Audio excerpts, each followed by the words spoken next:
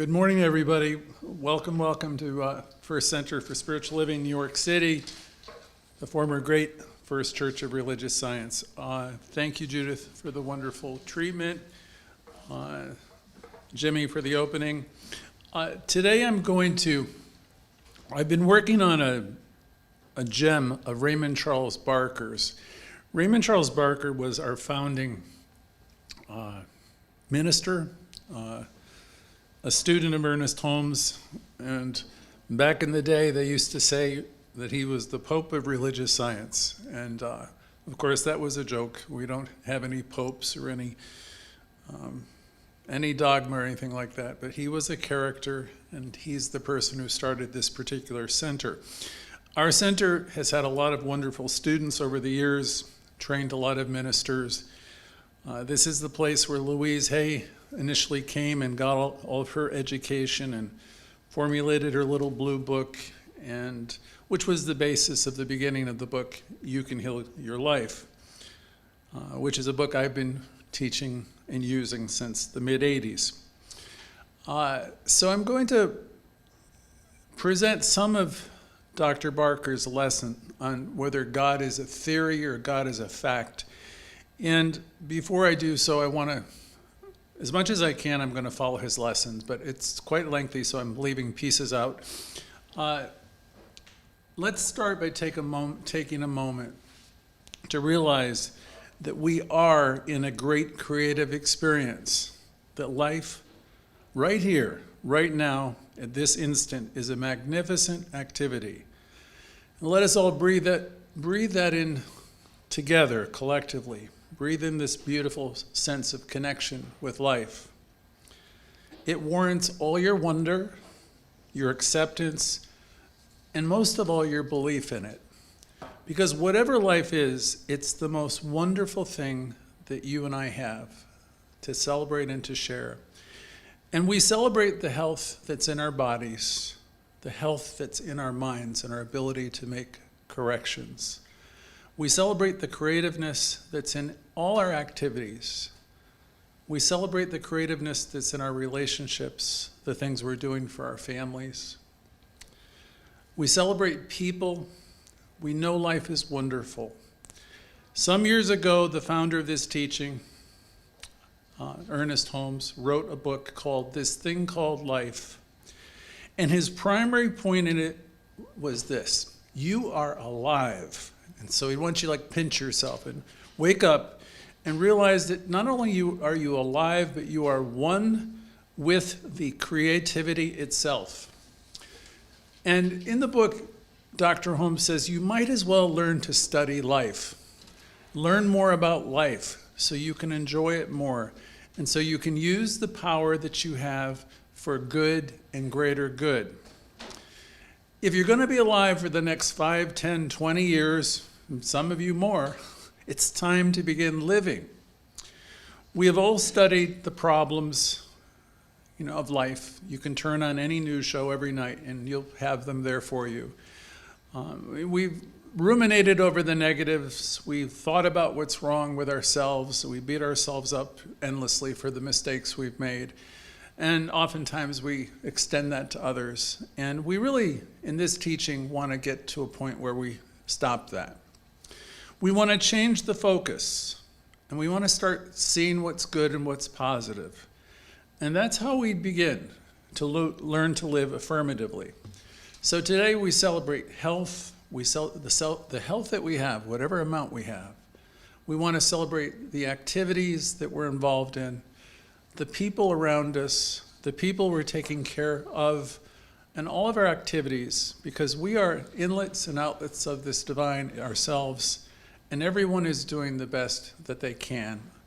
There's inspiration in these words, and you are one with Spirit. So there is love. You are a part of this divine energy. There is beauty and creativity in the things you do, though you may not realize it. So this morning, I invite you to realize that you are divine beings. You're doing the best you can.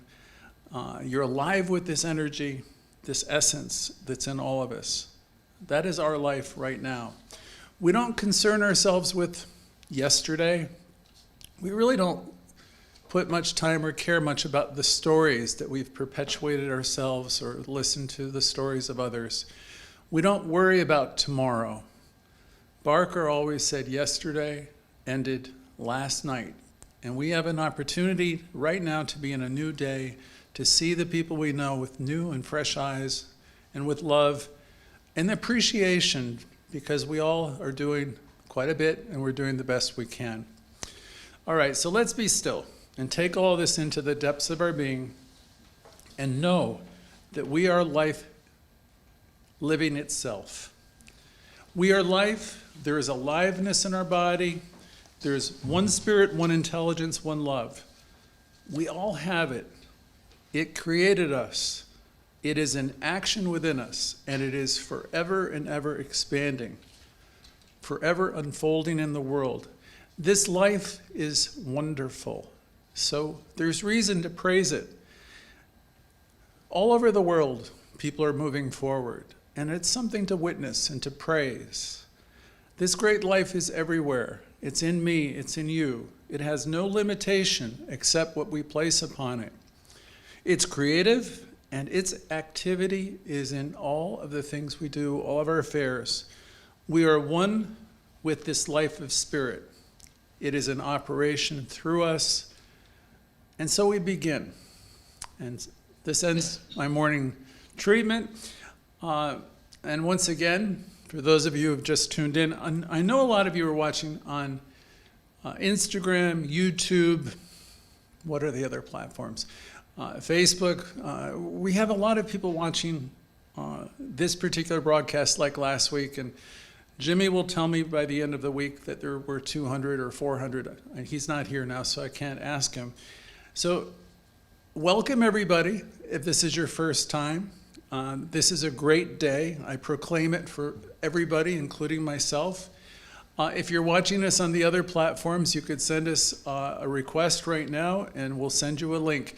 Because after our presentation, we go into a Zoom time. You know what a Zoom is, right? So you get to interact with everybody. Reverend Judith is here today. She's going to be conducting, I don't know her title. What is it? A self-imposed tizzy. Oh, she's got a great title. After the service, we have like a couple-minute break, and I think she's going to be talking about getting yourself out of self-imposed tizzies. So this is the first I've heard of this, but it will be fun. Self-righteous. All right, so now let me get back to my talk. So I was dusting off and going through some of the great talks of Raymond Charles Barker, Bill Tolliver, Wade Atkinson, Dr. Grayson, and I chose today to talk about Is God a Theory or a Fact, which was one of his really cool talks, though it was very, very, very long and a lot to go through. Let's start with enthusiasm. Enthusiasm is defined as a great eagerness to be involved in a particular activity that you like and you enjoy or you think that's important. Many of us at this teaching have gathered around the past year or two, and we're somewhat trying to envision the future for this center. We know we're doing important work and we can't come down, and it's been a time of great change. And we have a lot of enthusiasm for the work we do. Many of you also are enthusiastic about many other things. I can think of some of you on the call now that Celia has done some work helping us provide a platform for caregivers. Shirley has done work in the past couple of years teaching children how to read. These are women or people that have enthusiasm. They have enthusiasm for the community here. They have enthusiasm for the things that they do. So it's a great eagerness to be involved in a particular activity that you like and you enjoy and you think is important. I think this teaching is important, and we're doing what we can to listen, to grow, and to evolve to be a center of the future. So today we come together also, virtually, all of us on all these platforms, to celebrate the truth that we teach. I'd like you to remember that you are connected right now on all these different outlets to a beautiful group of people who are involved in learning to live a positive way with greater enthusiasm, where we know life is good and we have found a place and a teaching that shows us the importance of living in connection with ourselves first and foremost and with others. We have the ability to lift ourselves up, we can lift ourselves, and we can lift the world if we stay in connection, right? If we get lost and we go in the weeds like the prodigal child, you can always reconnect, but it's much easier, of course, if you stay in connection. Over the years, I've watched my students, the ones who somehow make an effort to stay connected with the classes and the Sundays or the Thursdays or whatever we're doing, things unfold for them better and more quickly. I am, and many of us are eager to be involved in these lessons and this practice, this way of living, where we learn to live, again, affirmatively. We learn to practice living from a positive place, and knowing our conscious growth and expansion is really important. It's important for us, and it's important for the people we love. So again, if you're watching, this will be the last time I'll mention it. You can send a request in the chat, and they will send you a link to the Zoom, and then you can share after the service or listen to other people's comments. So, borrowing from Dr. Barker and really taking in his words for the past few days, he asked the question, is God a real thing? Is it a fact to you, or is it a theory? And really, you're the only one that can answer that. You might ask yourself what you think and what you believe. Is God real to you? Is it a fact? Is it a thing? Is it the source in your mind? Is this energy that we talk of, this creative intelligence, this thing that Ernest Holmes spoke, is it real to you? And I'll say it even another way. Is this father, mother energy, this thing that is described the world over in every language, real? What do you think? Is it a theory? There's scriptures of all kinds, and there's practices of every kind all over the world, and there always have been, going back to antiquity. It was no theory to most of those people who have come before us. It was very real for them, right? I've been reading of the practices of Aboriginal people over the years, cave dwellers. I studied the mosques, the temples of old, the stone altars of the Aztecs, the Egyptians, and the ruins of Peru, the gods of Athens. I've studied all of this in my life. And we go back even further to earlier civilizations, the cradle of civilization, a few areas in the world. There's now evidence that we as human beings go back tens of thousands of years, further than we ever believed when I was a younger person. There was a time when you might recall when we used the calendar BC and AD, before Christ, in all the Christian era started. Okay, this is the 2020, so it's over 2,000 years ago. And before that was another system, which I'll say the Judaic system was another couple thousand years. So we used to think of human history as being 4,000 years, more or less. But now we know that we as people have been around for much, much, much longer on this planet. I don't know what the current estimate is. I've heard 40, 50,000 years and perhaps longer. It's clear that the civilizations before us believed in God. When it comes to the question, is God a real thing or is it a theory? It's apparent that humankind, since our very appearance on the planet, believe that God is real, a real factor, a real thing. There are so many peoples that have believed in this God idea or notion, and it's of course been varied and differed wildly through the tens of thousands of years that people have been on the planet. So I ask you again, this will be the question for the day, what do you believe about this source, this energy, yourself? Because that's really what's most important for you. This source is God, this presence that can never be adequately described by any religion or any group. that our ancestors, it seems, one and all believed in one way or another. Recently, this is kind of a funny story, I saw one of my sisters, and she had just sent off her DNA to a lab. And she wanted to find out our ancestry. And I said, we're all Irish, every one of us. And she said, oh, no, that's not true. I got the results back. She said, our family was Irish and dwelled there for quite a while. And most likely we were all Catholics. But the evidence shows that we went back further during the time where Ireland was largely pagan. So we must have been pagans first, I would think, right? And before that, our family goes to other parts of the world.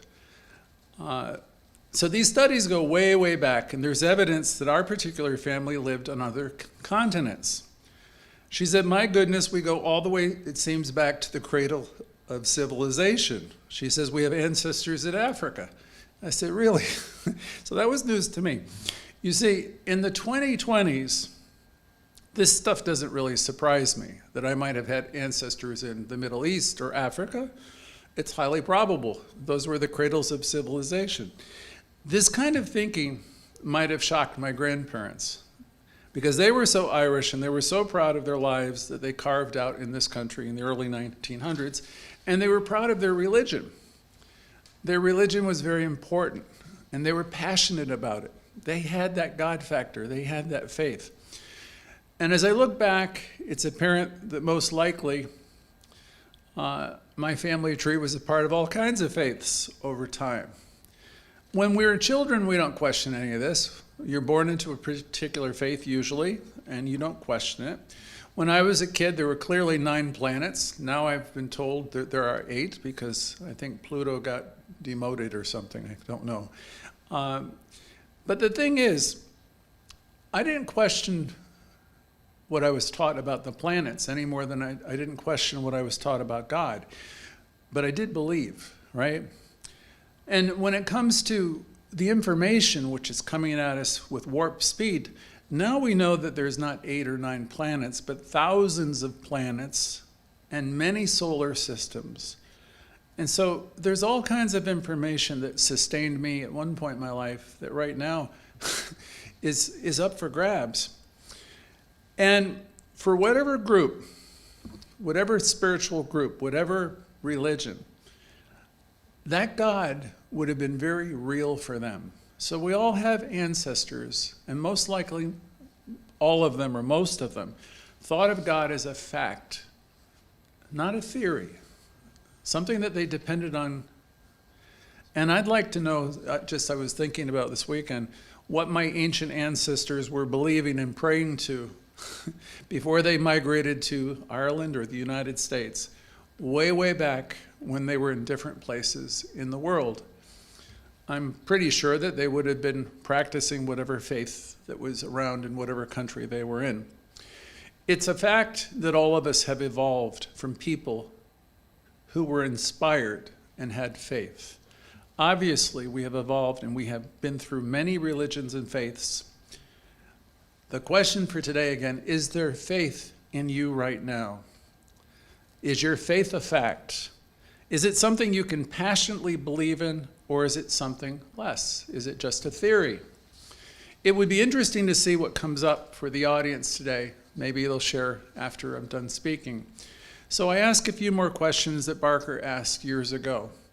Is this God factor real for you? Is it something you depend upon? And I'm sure you're aware that the bulk of the population today, for most people, Barker said, and it's true, we all know what's happened. The churches have been closed through all over Europe, and many in the United States, and not just the traditional ones, but even some of the New Thought centers. So most of the churches throughout the world and temples have, you've seen people leave, right? And Barker thought that people believe the way they believe for the most part because it came out of their families and tradition. And as I've already said, life is moving forward rapidly. So maybe whatever you believed, if you're new to the call, you believed it because your parents taught it to you. I know that's the way it started with me. I went to Sunday school. I had the nuns teach me. And you've grown up in this Western culture, which was largely Judeo-Christian. Most Americans growing up have accepted that there is a God. But by the 1950s and 60s, they were no longer paying as much attention. Barker said people would come into the center in New York for baptisms or to get married and for funerals or life celebrations. And during these times, he said the ideas of God were very important to them, but they were soon forgotten a week or two later. He said most clergy would tell you the same thing if they were being truthful with you. And he said, you know, having a belief is better than having a theory, right? Or no belief. And Barker said that day, I could never personally be an atheist because I've seen this science, this teaching work over and over again. And he said, I'm not mad at the creative power, whatever it is. And there was a study he quoted and spoke of on atheism. And he said it was a scholarly study. His take on the book was, he said, atheists aren't mad at God. He said they're more mad at the Bible and all the stuff that's presented, all the rules and the dogma. And he said he could understand why.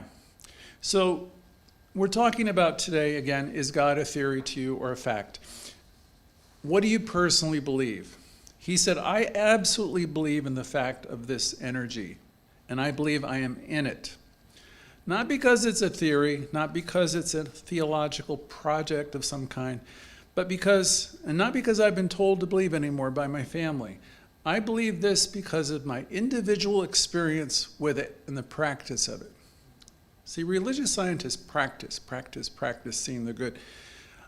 You don't take it from your ministers, from me or Judith or anybody else. You know, you practice it yourself, you know, and if you're committed to seeing the God or the good, you'll start to see the God or the good. It will show up for you. So please don't ever take us as being authorities. We don't present ourselves to be. So we've moved into a new era, Dr. Barker said, where houses of worship have all but disappeared throughout Europe and here too.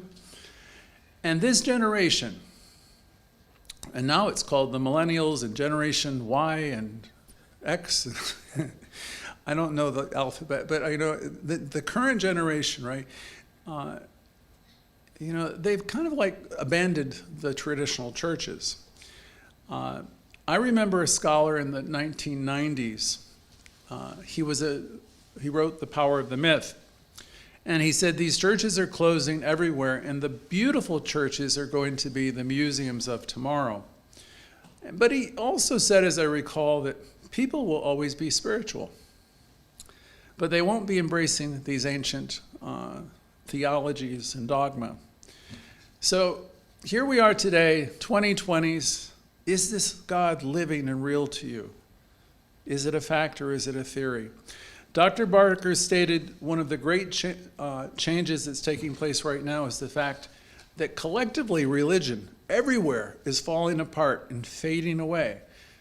And it's very, very hard for any of us to deny this. Now you could say, well, there's mega churches in Texas. Well, of course there's mega churches in Texas. There's a few mega churches, you know, everywhere. But in terms of every town and hamlet throughout this country and throughout the world, these buildings are, you know, closed and they're empty, right? People are looking for a new kind of connection, Barker said that day.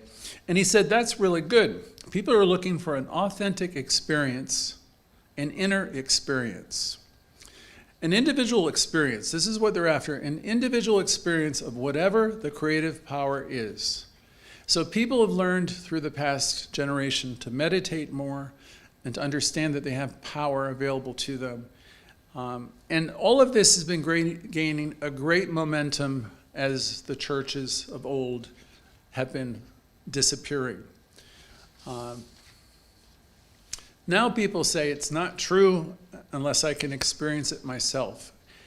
And Dr. Barker said that is correct, that's right. This is the way it ought to be. Now, other people on the other side of the fence will say, it's true because of scriptures, because of Bibles, and they'll have a scripture of one kind or another, or a doctrine. And there's all kinds of theology that still exists, but those religious traditions are fading out, and they will continue to. Dr. Barker suggested, I think my family, Dr. Barker, as I have said before, I think my family lineage most likely was comprised of Christians and Jews and other groups. So we know it goes way, way back. Our ancestors could have very well been worshiping the sun and the stars too. Dr. Barker was not concerned with any of these religious doctrines at all, because he knew, as we know, that life is unfolding always. And the old doctrines are being quickly swept away faster than any time ever before. And with this, the way information is accelerating, and it's reported, you've heard us say before earlier lessons, that the human knowledge is doubling every several days, every 2 or 3 days. It's amazing, right? And it's tough to keep up with it. So the old doctrines and things we used to cling to are being swept away faster than ever before. We all have friends and people who we are close to who dwell or who cling to the old. And they have, as Dr. Barker said, a perfect right to believe whatever they want to. I used to remember my mother. She was very much committed to her faith and her rosary. And, that's wonderful. Barker said they have a perfect right to do whatever they want to do. And we're glad if people have something that sustains them. I know, he said, that God is a fact from my own individual experience. Maybe it's due to my life experience functioning as a teacher, in my case, a therapist, a teacher, a group facilitator. One way I absolutely know the source is a fact is that I get ideas rapidly, all through the day, all through the week, when I'm doing a lesson like I am today.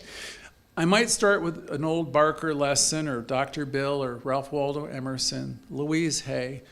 But after a bit of reading any of these people, ideas flood my mind, and you start to put together these lessons, and things flow through your consciousness, and you don't even know where they come from.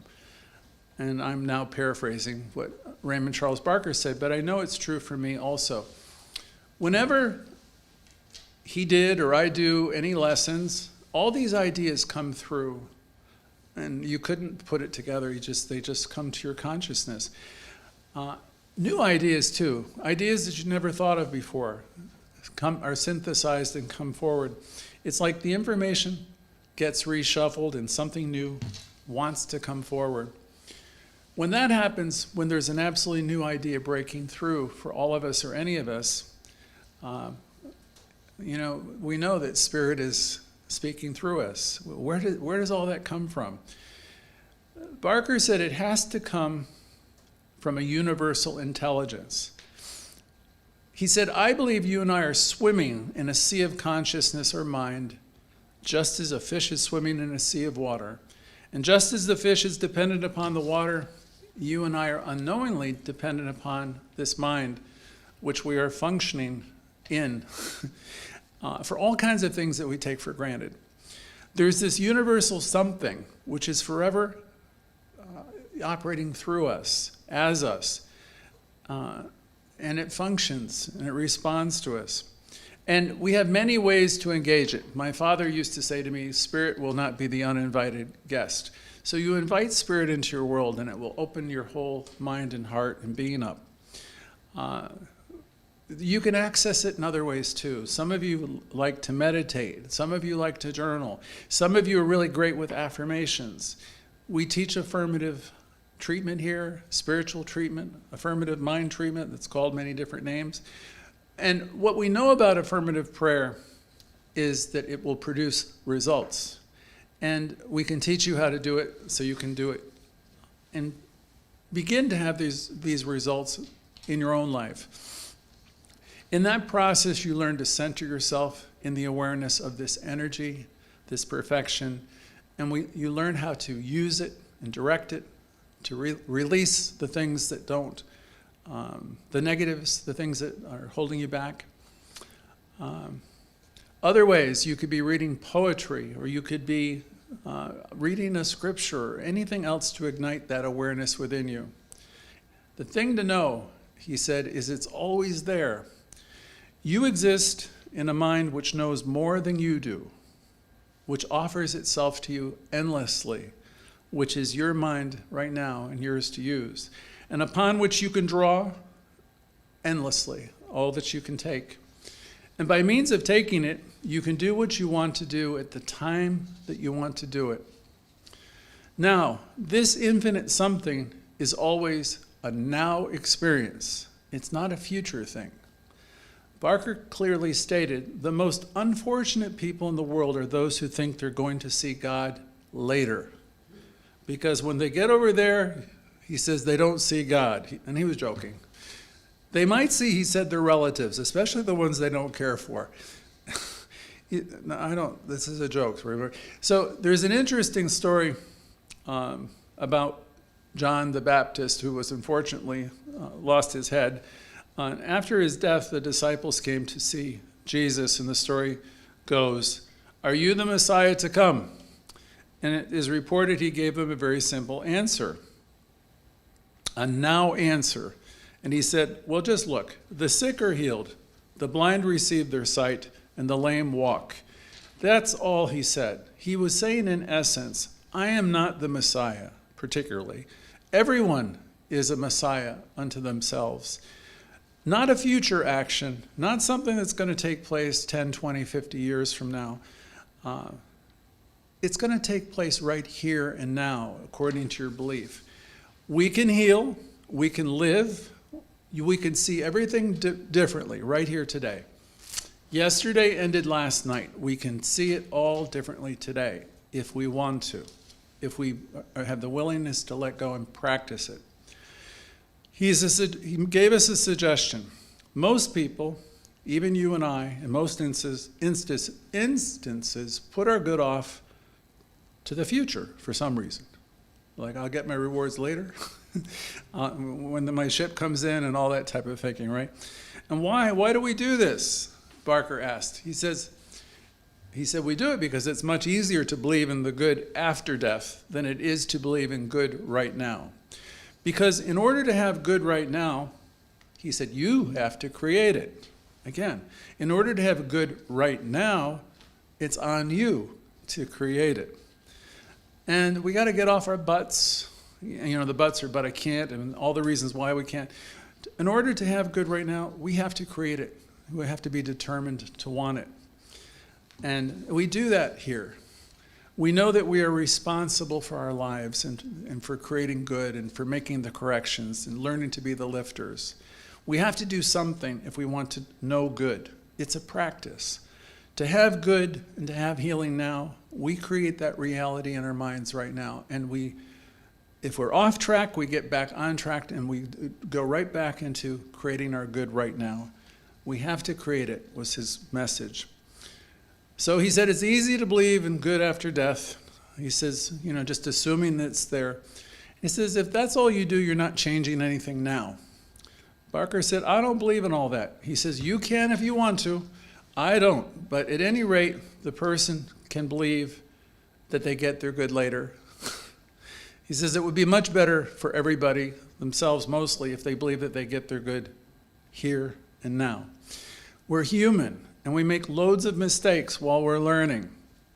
So what was the question? We all know that. We're doing the best we can. We're evolving, and we're learning. Barker said, as we practice this teaching, we seem to get wiser, and we learn. Life is full of lessons. And we practice, and we let go, and we practice. Now, if we believe there is a God, a source, a creative intelligence, and most of us here do, and most of our ancestors have, if we believe this intelligence contains everything, we also know it operates impersonally according to laws that we have now learned are observable to some extent or a large extent. We believe, or most of us believe, again, that this is an impersonal life, mind and spirit that's always in action according to law. I believe this, and it is my life, my mind, and spirit at this instant. It is what I am. So I am an individual functioning in a universe of creative energy. I am in conscious participation with it. I am experiencing it. I have the awareness of it. And also, I am the determining factor in my own life. And that was a line that he emphasized that day. And I guess you could say to yourself, I am the determining factor in my life if I choose to be that. There's power for good, and you can use it.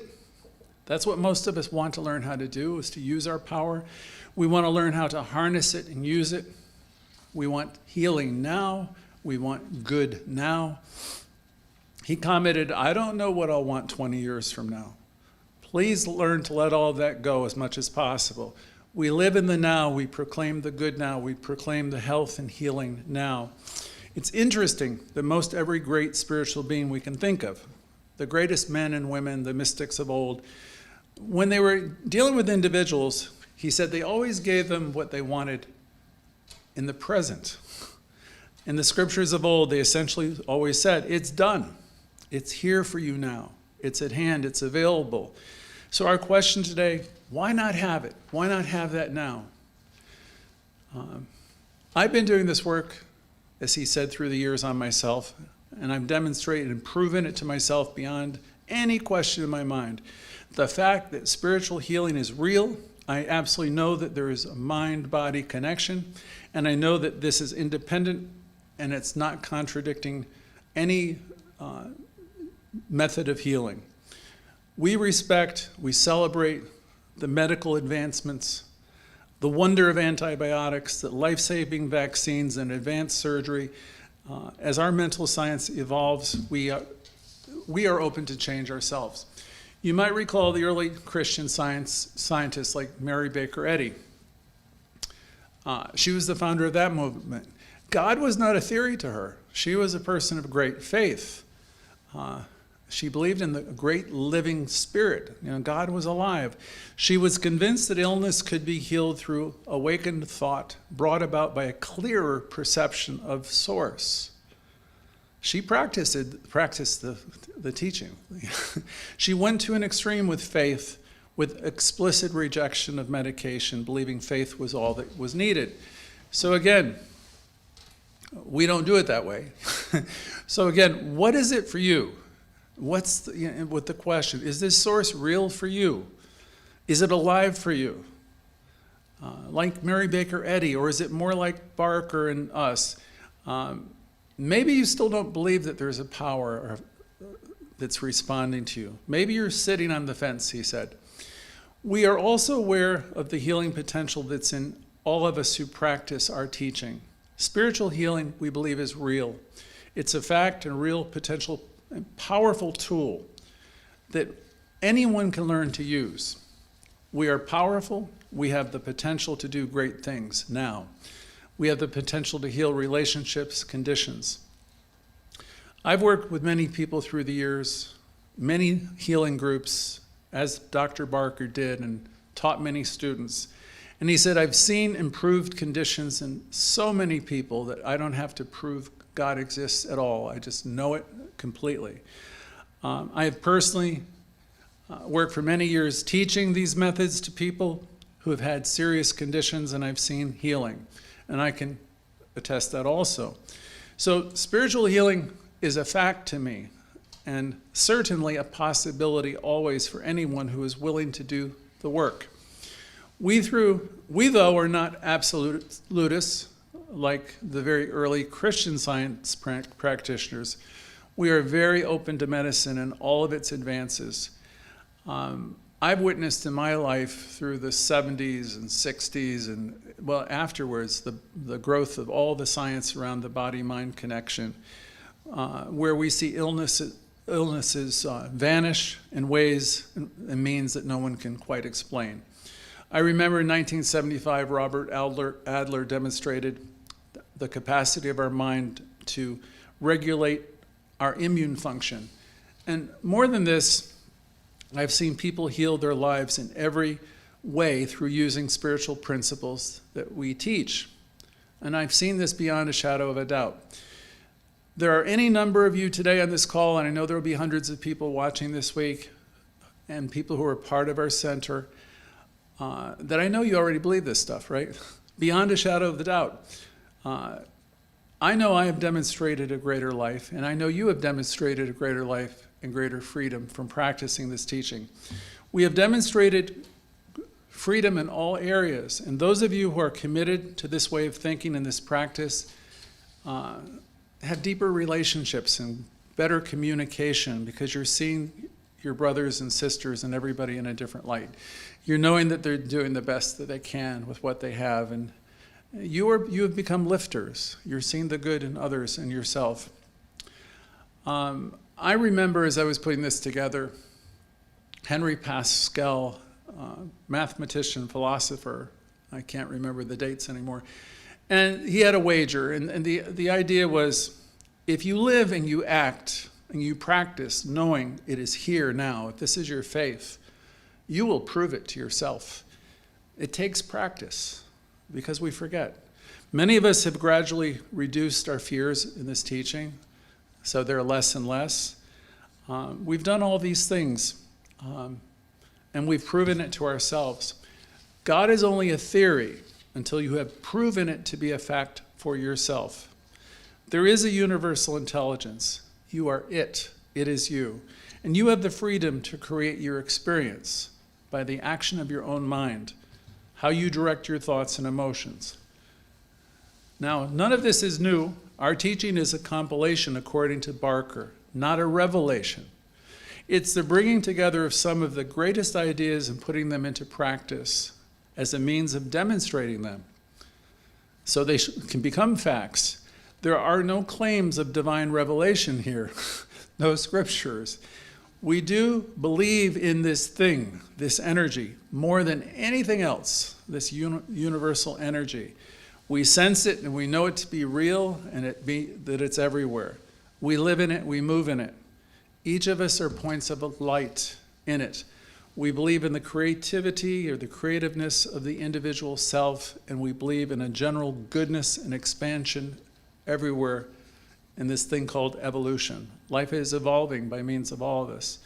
Or said yet another way, we believe it is all evolving and unfolding through us, all. There's something inside of us that speaks to us, nags at us, and wants us to step up and grow and express. Emerson said it woos, it grows bigger and bigger, and it wants us to express more and more. Let's release today. Let's be committed to release the negatives. Let's begin to affirm the goodness that's here. Let's commit today to living the affirmative life and see our brothers and sisters as doing the best they can. None of us are ignorant of the facts, the concerns that go on, but we certainly can learn to be supportive in terms of consciousness and lifters rather than the ones that are always complaining. We lift ourselves up as we understand this, the perfection of life unfolding. We have power available and we can use it. Most people tend to go to the past and they always bring the past into the present, and that prevents you from experiencing joy and peace. Barker invites you, as he gets to the third part of his lecture, he said, if you're going to be a today person in a today's world, operating as of today, good. He said, then let's press forward. If you are handling consciousness as a precious gem, which it is, don't waste your time trying to persuade people who are stuck in yesterday. Don't try persuading people who attempt to live from that place or from a different time. And don't let them hold you back. We intend to release the past and forgive everyone, and most of all ourselves. Consciousness is like a beautiful gem and a beautiful setting in the mind. We watch over it. We learn to use it lovingly, intelligently. We learn to make corrections. And let us proceed being that person we want to be now, doing what brings us happiness now. That's why we have the constant advice, come back to the present and be here now. That's why he said every Sunday in our classwork, Bring it back to the now, in this new moment. But again, as Mr. Holmes said many years ago, because a consistent repetition of any idea eventually leads to its demonstration. We keep working with positive ideas. The consistent repetition eventually leads to a demonstration. What I'm thinking here with you in these lessons and groups, I'm consistently reminding myself of this great life that I'm living is living in me right now. My mind is functioning right now. My emotions that I'm employing are functioning right now, and the experiences I'm experiencing are now. So I can take control of that. I proclaim that I am totally healthy today. I expect to be healthy tomorrow. I'm very inspired now, and I will be tomorrow. I expect to wake up in the morning feeling great like I did today. And he said, some people don't have this. And he says, I tend to leave them alone. But this is a practice. And he closed with a couple ideas. He said, of course, I think the whole universe is spiritual. So I have to include everything. The question is, again, do I think God is a theory or a fact, or do you think God is a theory or a fact? He said, if you think it's all a theory, he said, I guess that's okay. He said, but I suggest you start trying to prove it to yourself and try it out. He said, don't worry about a future hell. If you're in hell now, he said, get out. Get out of hell. Don't worry about a future heaven. If you haven't got one, make a heaven now. If someday you're going to do something wonderful, do it now.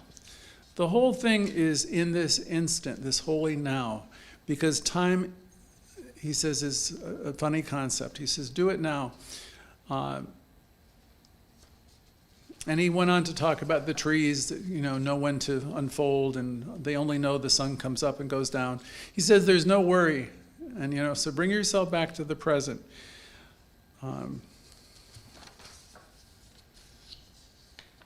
Nature is unconcerned with time. Life in an abstract sense is unconcerned with time. And I think I'm going to close because this was an extensive lecture. And I'm going to go to his section.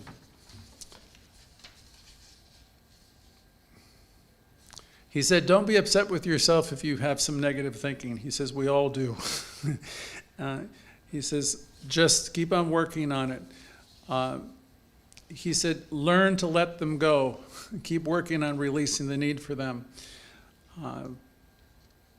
We have to accept our negatives. We don't, and release them. Wherever your attention goes, there you are. And your attention goes where your subconscious mind has prepared the way. So we're back to our subconscious mind once more. Where your attention goes, there you go. And your attention goes in the way that has been prepared. So what are we doing here at this center in this teaching? He said we're using spiritual techniques to change the subconscious mind through the consistent repetition of ideas. It's that simple and it's that challenging. We're using creative and affirmative techniques to consistently repeat ideas, which will cause us to produce what we want. He said, you could not give birth to yourself. You cannot heal a cut finger. You don't even use your conscious mind to walk. And you have never seen your own face. He said, you've only seen yourself in a mirror. We are using spiritual techniques, simple ones, to put our subconscious mind to put ideas into our subconscious mind that we want to experience. And at the same time, we're using the same technique to eliminate the things that have been holding us back.